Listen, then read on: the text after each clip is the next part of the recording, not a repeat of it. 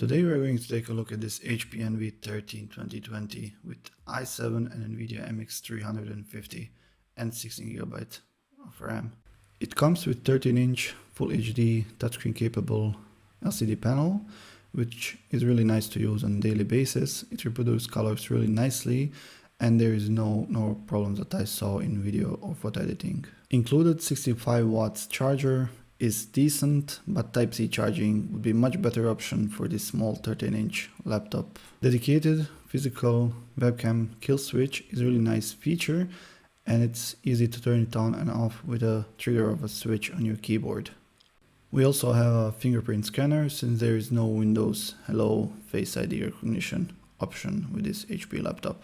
On the left side we have 3 ports. First of them is Type-C that can also be used as a charging port, then USB Type A port and also audio microphone combo port, which is really useful.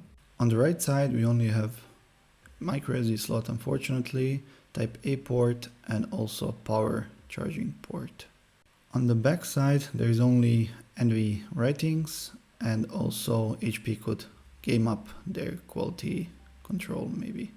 HP also implemented this hinge lift up system where you will get more airflow and with that a bit more performance from your laptop.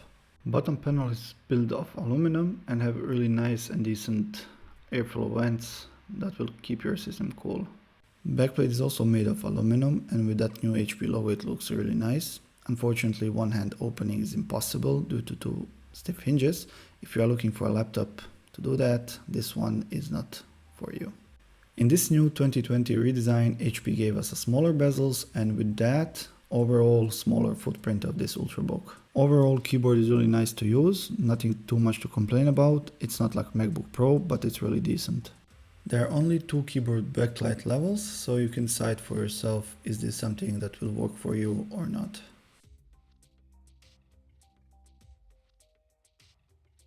Unfortunately, trackpad is not something that I could use since it's not that smooth and it's really hard to move your finger around. Thin bezels and really nice color accuracy make this display really nice to use for everyday tasks and also some video or photo editing. With a glossy touchscreen panel, this laptop is producing some really strange reflections, so I was not that happy with it. To open HP Envy 13 2020 I was using iFixit kit. I'm not sponsored by them or anything, I just wanted to mention it since their tools are really nice and they help a lot while trying to do this. To open this laptop you will need to remove 2 screws on the bottom side and then also remove the rubber strip on the top side. I recommend using plastic since you will be not able to damage your metal housing, and just slowly pry out the rubber part and then after that you will be able to lift it up with your finger. After that you can proceed with peeling off this rubber pad and that will reveal 2 screws on both sides and you will be able to unscrew them easily.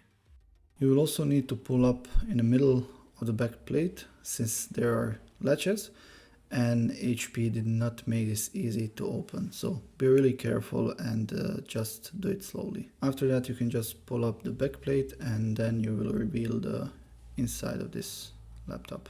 HP again decided to put a cooler in the middle and the CPU and GPU on the both sides, so I need to say that this design is really nice and effective. As you can see, HP designed airflow really nicely, forcing air over the CPU and GPU and also blocking the rest of the fan intake vents, and with that increasing the airflow over the important parts and not just spreading it all over the motherboard. CPU and GPU mounting plates are really nicely designed and much better than what we are used to see on other Ultrabook laptops. With Intel Core i7 and NVIDIA MX 350 plus 16GB of DDR4 memory and 1TB NVMe drive, this laptop should be fine for everyday tasks and even some slight gaming. This laptop needs approximately 6 seconds to be ready to use and boot up into the Windows. Also, fingerprint reader was really fast and logged in without any hiccups. Temps on this machine are kept in check and fan noise is nowhere to be heard.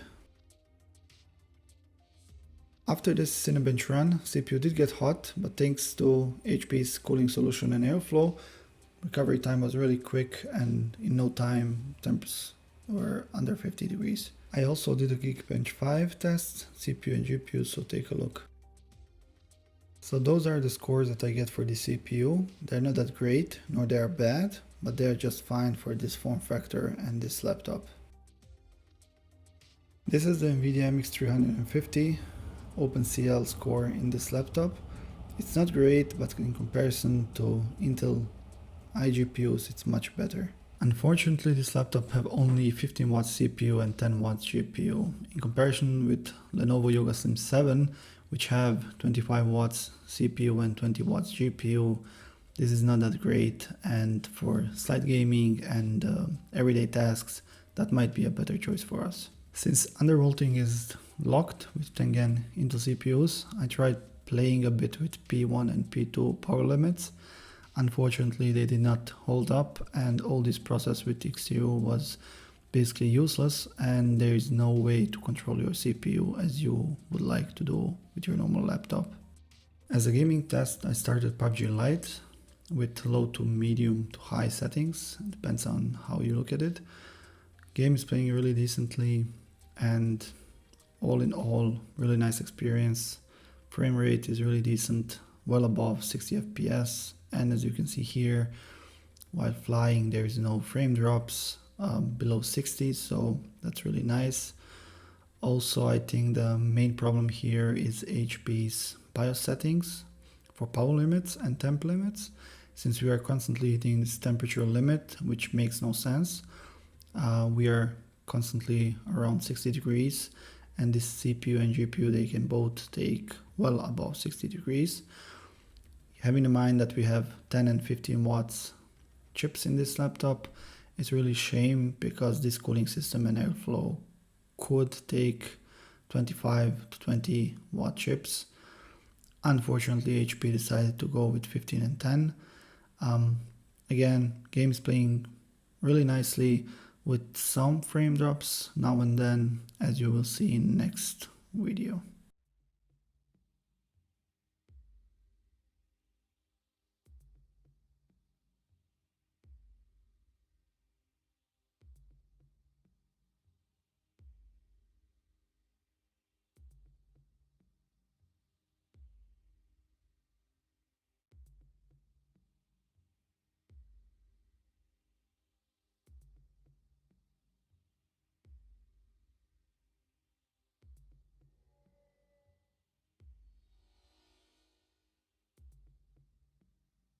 As I said before, there will be frame drops in every shooting scenario, so keep that in mind, and while you are playing for a longer time, there will be basically more frame drops, and that will affect your overall gaming experience with this machine.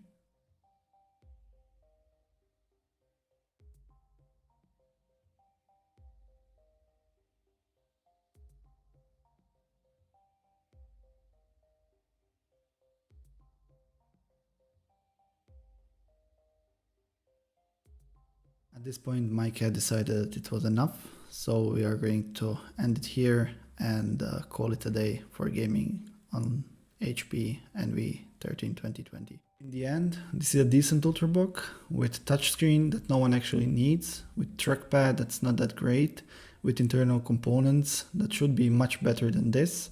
If you have performance in your mind, then better go with Lenovo Yoga Slim 7. If not, this one is just fine. Thank you for watching and see you in next one. Bye.